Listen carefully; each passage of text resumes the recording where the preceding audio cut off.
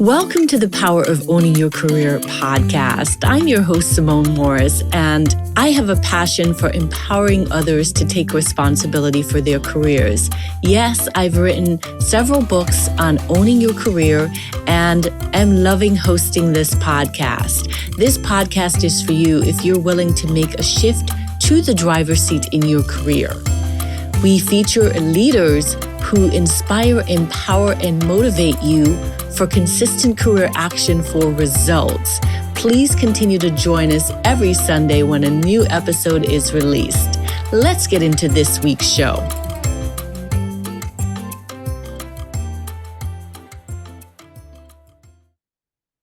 Welcome to this week's episode of the Power of Owning Your Career podcast. Today, I'm delighted to have with us on the show Steve Griggs, who is not your average designer. He's a visionary who transforms ordinary outdoor spaces into extraordinary masterpieces. I can't wait to ask Steve about that. With decades of experience and a discerning eye for detail, Steve has become New York's premier landscape designer, elevating homes, luxury communities, and urban spaces to new heights. Steve's accolades extends beyond his design prowess. He's a two-time recipient of the Inc. 5000 Award. I want to ask Steve about that too. A testament to the rapid growth and impact of his business. Steve's journey is a testament to his passion and dedication. He started with a wheelbarrow, working tirelessly to build his business from the ground up. Today, he's the go-to expert for landscape design, swimming pools, and outdoor entertaining spaces. Steve, welcome to the podcast. Hi, Simone. Nice to see you. What's going on? Excited to be. Have a nice weekend. Back to the grind. Yep. Yes. I'm excited. So tell us, when did you decide to pick up a wheelbarrow? Was your passion always landscape design, or what did you want to be when you went to school? It was not always. It was not always that. I think we just put that in there because it seems fitting for when you pick up a wheelbarrow. But I mean, I've been doing this for 40 years. Wow. 40 years is a long time. So, my father was a union construction person in New York City. I just grew up around construction, right? That's the only thing we knew. And if you didn't come home dirty and tired, you didn't work a full day, right? So I believe that's not true to this day. I always used to, the mindset was you have to work hard, but I find out you have to work with your brain, as much as your back, right? So yeah, I've been doing landscaping for 40 years. I know dirt, plants, rocks, and mulch, right? What's your favorite part of the job? I would have to say when you go to somebody's backyard and it's a blank slate and you're able to create something where they can create memories and entertain friends for years to come. That is the most rewarding part of the job. But there's a flip side, right? So I'm sure we'll get into that later as you talk about driver's seat and career. And it's not all, sunshine and roses, right? Well, what's the secret sauce to keep you in business for 40 plus years? Since we've been doing a lot of these podcasts lately, I've learned a little bit more about myself and that I should give myself a little more credit, right? Because we're the hardest critics of ourselves, right? I think what's made me last that long is I always say what I'm going to do when I say I'm going to do it. And that seems to be the driving force of, referrals and people calling you back for their second and third homes. If I have to owe it to that one thing, it would have to be that. Not social media, not all the other stuff. It's doing what you say you're going to do when you say you're going to do it means a lot. So talk to us about the driver's seat. This show is about being in the driver's seat for your career. And the driver's seat means being very intentional with your career outcomes. So when did you know you were in the driver's seat for your career? Day one, when you open up the business, right? You're the guy. The buck stops with you. Nobody wants to hear excuses, right? Everything, you're the driver. You have to be the leader. You have to be the coach. You have to take responsibility. You have to take all the risk. You're the guy, like a guy or gal, right? There's nobody else you can point the finger at. It's your company. So, well, tell us about the journey to deciding to open the business and to really, be the boss, the person in charge. What was that like for you? Well, I mean, when I went to college for landscape architecture, and then I got out. I worked for another client. But I remember something, an interesting story. Like when my father would work construction in New York City, and every so often that you would get laid off, meaning that I'm sorry, we have no more work right now. The economy is down. You have to go on unemployment. And I always remembered that. Like if I'm ever gonna, I want to make my own decision. If I'm gonna go down, I'm gonna go down on my own. I'm not gonna have somebody else tell me, sorry, we can't afford to pay you this week. So I'd rather take all the risk on my own than depend on somebody else. That was the driving force that made me go out on my own. If I'm gonna Mhm. go down with the ship, I'm gonna go down with the ship. Yes. So, what helped you to make that decision as you decided, I better bet on myself here? Um, what what sort of things did you have to think through to make that decision? Just there was really nothing to think about. It was like I decided they didn't want to be somebody else's person. I'm not saying it's bad. I'm not saying it's not good to work for other people and all that. Some people are just made up that way. I think my DNA allows me to take the risk and to venture out on my own and to bet on myself. It's really not a, who makes a good boss, who makes a good entrepreneur. I think if you're willing to take the risk and bet on yourself, that's key. Mm-hmm. Mm-hmm. What would you say to people who are deciding whether they should bet on themselves or not? What would your guidance, based on your 40 years of experience navigating and sustaining in this space, what have you learned that you can pass along to listeners wanting to decide to start their own business, let's say? I think there's a myth about it. I think everybody, sees the it's all sunshine and roses, right? It's not. There's times when you don't get the paycheck. I mean, it's not what you see on the internet. It's you're not sitting on a beach.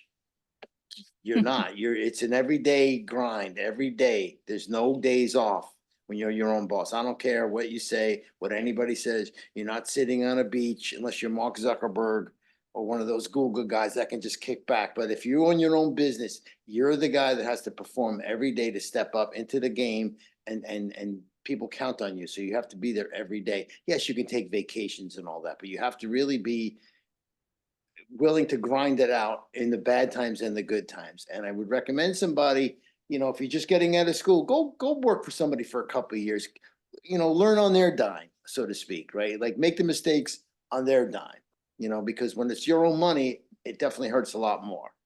Mm, mm. And so, if you were to write a book with considering your experience in doing this work, what do you think the title might be?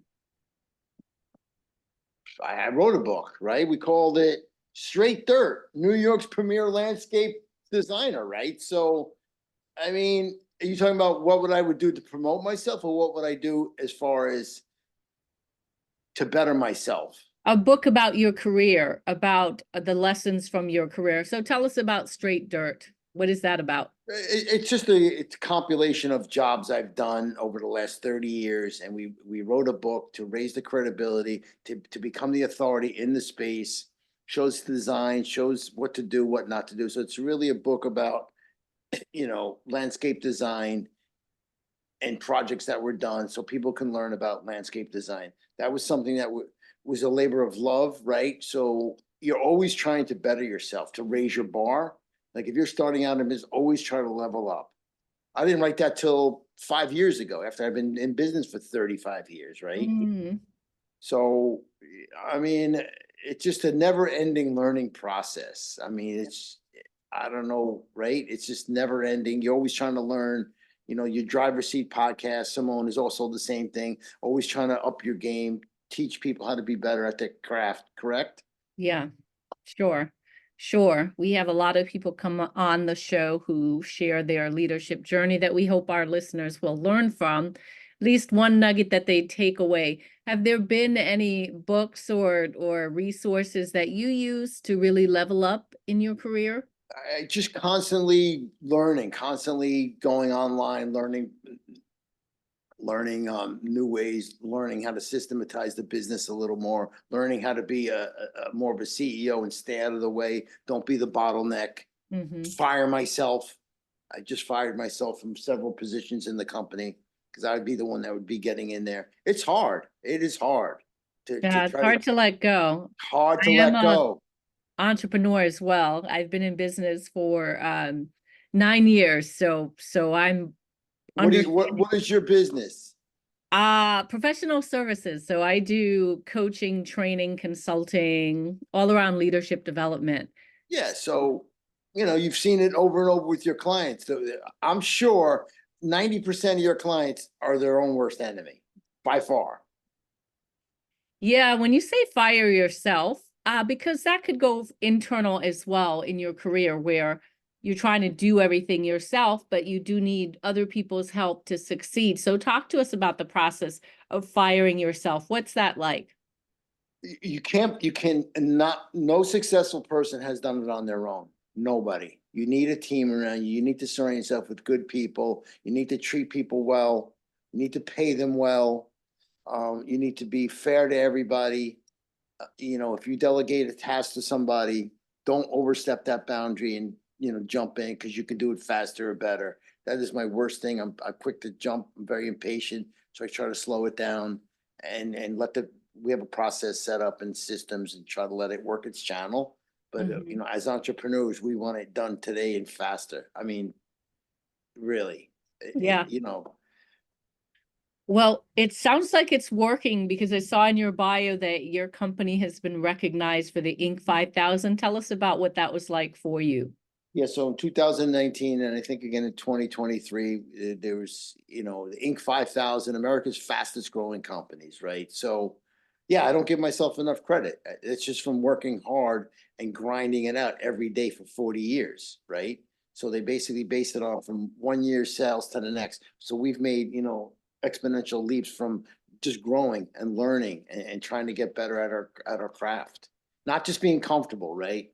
I Mhm. could basically get comfortable now and just kind of coast, but it's not the way it's not in my DNA, so to speak, right? So, same with you, right? Like you couldn't just retire and sit on a beach.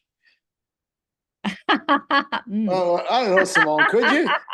I don't know, Simone, could you maybe take a few weeks off? Uh, Absolutely. Yeah, yeah. Yeah, no, I agree that it's a continual learning and that you have to be committed to learning and growing. I'm curious, is there anything that you're doing with AI from a landscaping standpoint? I mean, we're playing around with it. I mean,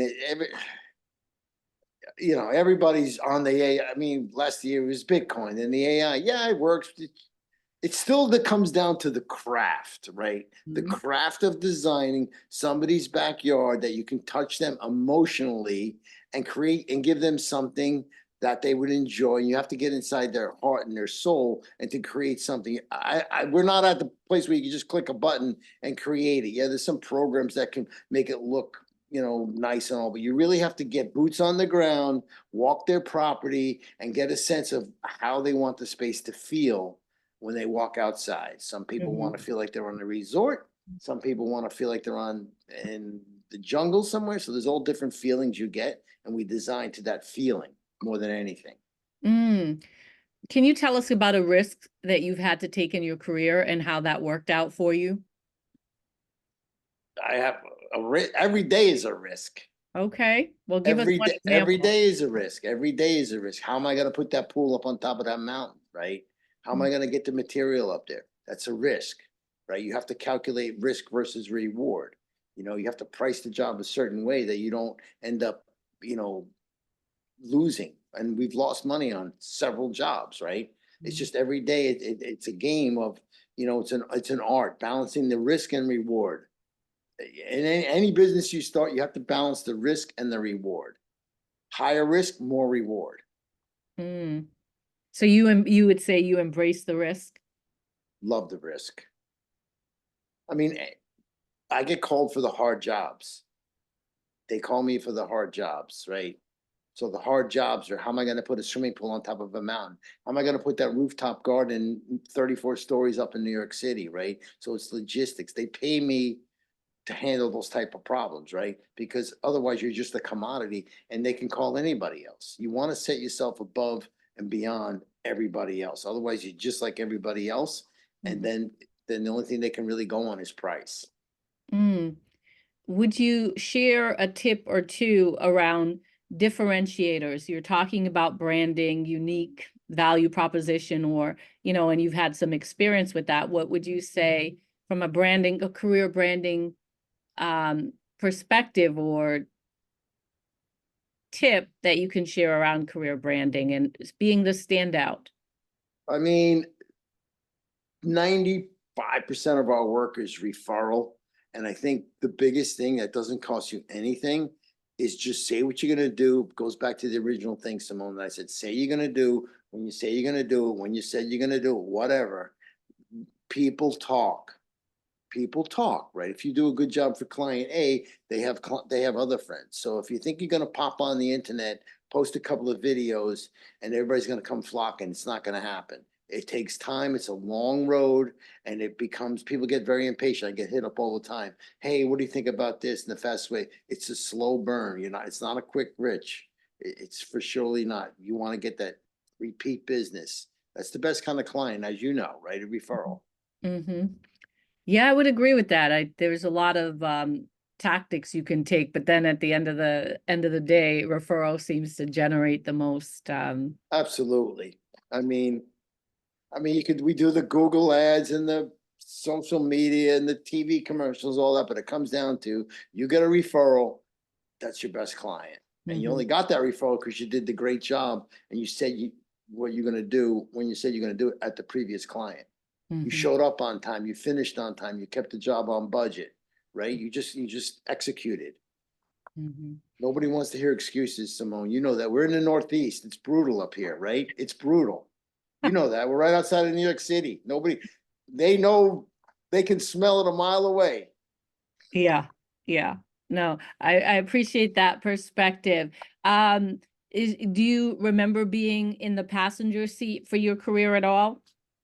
What do you mean passenger seat? In the beginning, I talked about the driver's seat really being hands-on, intentional about your career outcomes. The passenger seat is a bit more waiting for other people to help you get the results you seek, or sort of hands off and allowing things Yeah, to happen. yeah.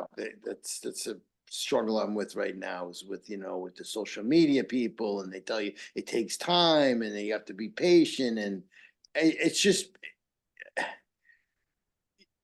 you're trying to depend on other people. You need to keep your finger on the pulse at all times. Don't Mhm, depend on anybody. mhm, Give delegate it, but make sure you're following up with a system or a process that you know that they're meeting targets. You need to set targets with people and goals. Otherwise, they're just floundering around. Hey, I need this done by when? When can you have this done by? Friday. What time? 2 o'clock. Great. And that holds them accountable, right? Because otherwise it's like, oh, we're working on it, becomes forever. You have to mm, put an end date on stuff. That's like goal setting 101. mm, mm. Otherwise, they just flounder. It's Friday, it's Monday, it's a holiday. It just doesn't get done. Drives me crazy. Ah, so how do you work with becoming more patient? Because you talked about your team and really empowering them to deliver and to use their innovative ideas for solutions and not jump into the rescue. Now we're talking about social media, and the slow burn is language that we've used in this interview as well. How do you work with, or how do you fine tune patience, or fine tune or build that skill? That's a very good question. Try being married to me for 27 years, right? Oh. You know, it's just the way I am. You're not going to change me. I'm sorry. Like, it's too long for that. I just don't have patience and setting expectations is two different things, right? If you tell me you're going to get it to me Wednesday at 2 o'clock, it better be here. I mean, nobody has, and especially clients, they don't want to hear your stories. The dog ate the homework. I'm late. Nobody cares. I'm sorry. Nobody cares. They care about themselves, their project, which they should. It's not you don't take my money if you can't perform the task, right? Mm-hmm. Mm-hmm. So it seemed like there might be a book called No Excuses. I mean, just from doing it for so long, it's like, and being in the New York area, right? Like when you work in New York City, there's no, there's no time for that. You know that. Like it's fast paced, it's high drama, logistically it's tough to do a project. So there's no time for the excuses, right? You have to perform. And I think that's what's differentiated that sets you apart. He's the guy that's gonna come in and get the job done when he said he's gonna do it. End of story. You're gonna pay for that though. You're gonna pay. But I can get the job done and I can promise you one thing, it will be done right and you'll never have to do it again. That's pretty reassuring for customers. Mm, mm. Love that. Well, Steve, thank you so much for being a guest on the Power of Owning Your Career podcast. Can you tell our listeners how to get in contact with you if they'd like to do so? Sure, Simone. There was a lot of fun here. Yeah, just the basic stuff is like whatever. Everybody's on the Instagram now at Steve Griggs Design. And Okay, then his website is stevegrigsdesign.com. awesome. That's pretty much what everybody does these days, right? Everybody's on the Instagram, right? Or some form of social media or That's it. online on the internet. Yes. Hey, I had to learn it. I had to learn it, right? There's people that say I still don't use email. I mean, I've had to learn the email. I've had to learn to use social media. And I think it goes back to being in the driver's seat, like the name of your podcast is always being in control, right? You want to be the one driving that bus. Mm-hmm. Mm-hmm. All right. Well, we have enjoyed hearing more about the landscape business. And obviously, like you said, things are going well because you've been recognized by the Inc. 5000 and clients keep coming back. So we thank you for your time and being a guest on the Power of Owning Your Career podcast. Thank you, Simone. Have a great day. You too. Thank you, Steve. Ciao. I sincerely hope that you enjoyed this week's empowering career story on the podcast. If you did, I'm going to ask you to do me a favor. Wherever you listen to the podcast, be sure that you are subscribing and that you rate and review the podcast. It's so important as we continue to spread the word of career empowerment. In addition, you can head over to the LinkedIn platform and join the Power of Owning Your Career discussion group. There you can have access to the guests who have been on the podcast, as well as others listening to the podcast, as well as myself, where we can continue the conversation. I hope to see you on that platform. You can also email me at pooyc@simonemorris.com if you have a suggestion for guest or a message that you want me to hear personally. Thanks so much, and make it an inspiring, empowering week in your career.